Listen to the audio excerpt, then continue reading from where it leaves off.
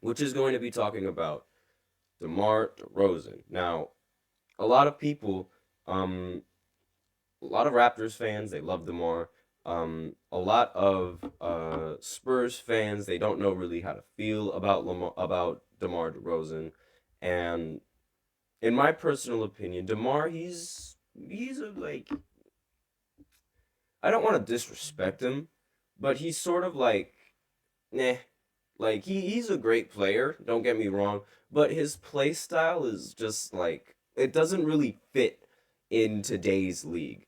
And honestly, if he were to participate in any generation of the NBA, I think if you put him on the 90s, like on a 90s roster, he would be considered one of the best players to ever play the game. Like his play style, I would say, is arguably like the closest thing we have to Kobe Bryant or Michael Jordan in this again, just in this league. I'm not saying that he is the closest thing to Kobe and Michael Jordan. That is not what I'm saying. I am saying that in this league, his play style is very similar to those players. Not saying that he is on that level whatsoever.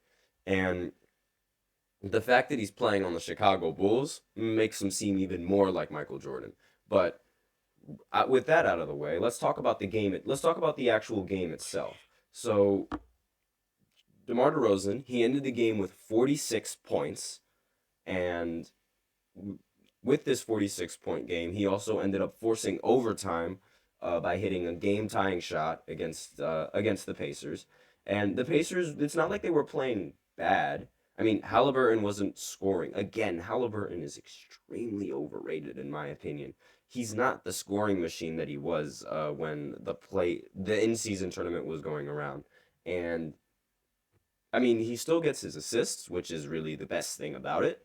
However, like his scoring is it's not as potent as a lot of people thought it was. And with this game, DeMar DeRozan passes three players in the all-time scoring list. I'm just going to pull up those three players right now. One second. So he passes Adrian Dantley, Dwayne Wade, and Elgin Baylor in the all-time scoring list after last night's game.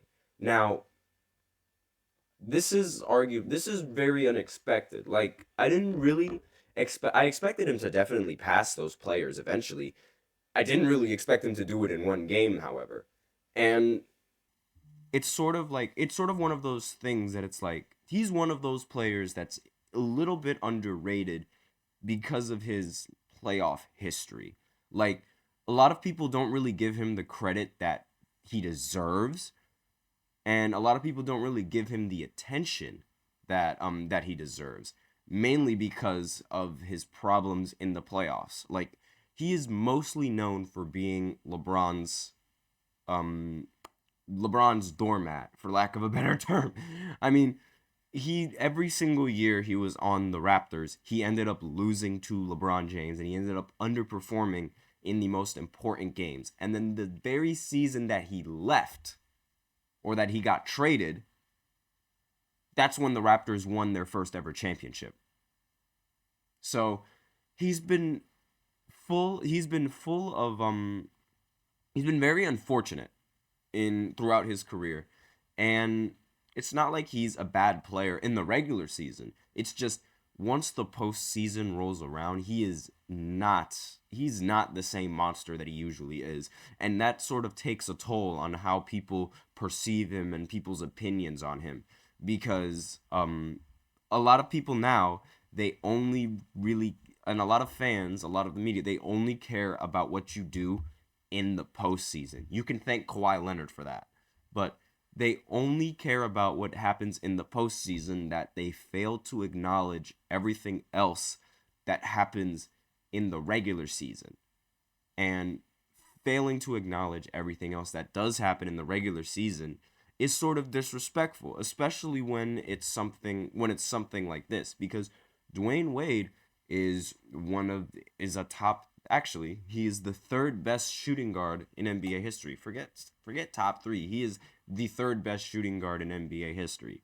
And DeMar DeRozan just passed him. And this is also he's also this high on the scoring list without taking as much three-pointers, because that's another aspect of his game that a lot of people don't really like, and a lot of people don't find as impressive, because since he is such a mid-range assassin, like obviously he is going to take a lot of mid-ranges, but in an era where you're supposed to shoot the three ball a lot more, he sort of stands out and is like, meh. I mean, he doesn't shoot the three ball that much. So how much value can you really get out of him? And I had this talk yesterday about like the mid-range shot. Being overly reliant on the mid-range shot is not something that can be stable long term, simply because like your shot is going to change like practically every single time unless you can get to a specific spot every single time. And again, the shot changes every single time when you shoot in the mid range, and it's not as reliable as as taking a layup, which he's also very good at. He's very good at posterizing defenders, and he's all of those categories he's great at. It's just performance in the playoffs. You can't really do much with DeMar in the playoffs. It's a little bit sad to see. Like when he was on the Raptors, his very last year in 2018, he led the Toronto Raptors to the best record in the entire Eastern Conference. However, it took 6 games for them to beat the Wizards. It took them 6 games to beat the Wizards, and the Wizards that year, they had 3 less wins than the Nuggets, and the Nuggets weren't in the playoffs in 2018. And then they meet LeBron James, and they get swept. You guys knew I was going to talk about LeBron James. I'm going to talk about him for 2 segments. They get swept by LeBron James, the greatest, and he was on his greatest postseason run. A lot of people consider 2018 LeBron James in the playoffs as the greatest basketball player and the best basketball player to ever touch a basketball court. He did it all by himself. He ended up outscoring both DeMar and Kyle Lowry in points and almost matching them in assists. So if that doesn't scream meltdown, I don't know what does. And in that series, that was they were the only team in the Eastern Conference that could not get a win against LeBron. And it's like this isn't the first time. It's like every single year they always run into LeBron and they always underperformed. And it's always DeMar's fault. 9 out of 10 times, it's always been the fault of DeMar and him not playing to the best of his ability. And it's not like his teams aren't good, because, again, number 1 seed in the East, and in 2016, I believe, they were the number 2 seed in the East. And they still, they just kept underperforming. Again, when no one was really going to stop LeBron, so I can't really, say much, but it's not like DeMar was doing anything to help them either. It was just a thing, and it also doesn't help that the Raptors immediately afterwards, after they trade him and after they get rid of him, they end up winning the whole thing. And it's not something that helps his case. I mean, I guarantee you he was furious when he ended up finding out, wow, my former team just won the championship without me.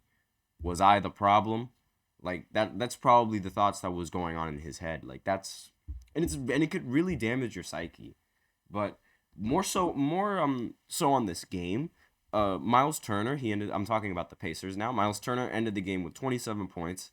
Siakam ended with 17. So did Halliburton. And there wasn't really, there were a lot of shots, obviously, like the Pacers. They obviously were going to take a lot of shots. But the defense, again, very, very bad. They allowed DeRozan to get 46 points. And not saying that DeRozan is a bad player, but 46 points, that's a lot of points for just one person. And for some reason, okay, that was just about to say, my OBS was frozen for some reason. I have no idea what that was, but okay. So anyways, back to what I was saying.